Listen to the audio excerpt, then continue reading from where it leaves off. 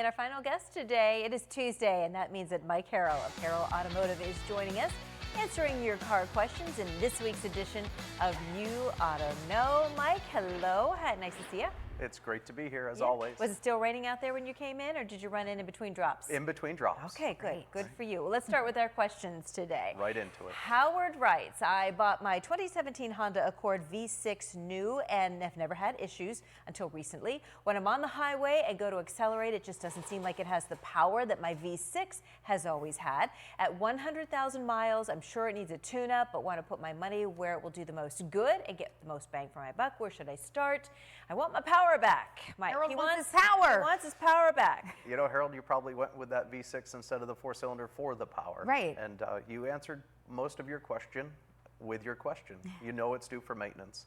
Maintenance is something that our vehicles do need today to run properly, both for fuel efficiency and for the power that it is supposed to make.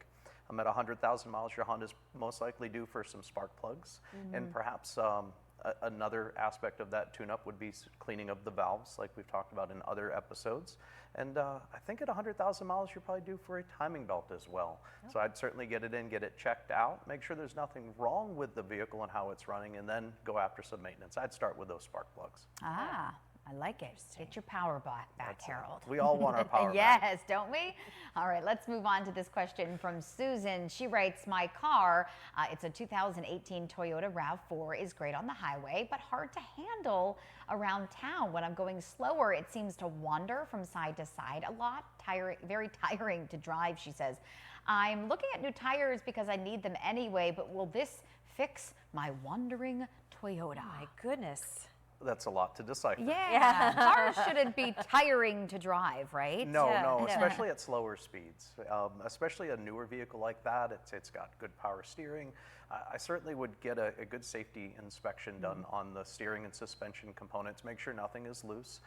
Tires, if they're bald, they certainly can get squirrely, but I'd imagine you'd be a little more squirrely at higher speeds if they were getting bald. Right. Certainly get that checked out for some safety concerns with your steering and suspension components. And after that, a solid alignment with those new tires. I'm sure if there's nothing wrong with the suspension or steering, then that should take care of it. Pull everything right back into check. Exactly.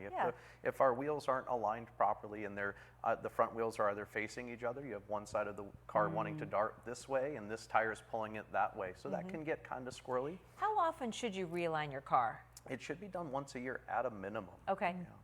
Yeah, so I kind of think with, if you do oil changes, maybe have your tires rotated, check the alignment every time, just kind of do it all at the same time.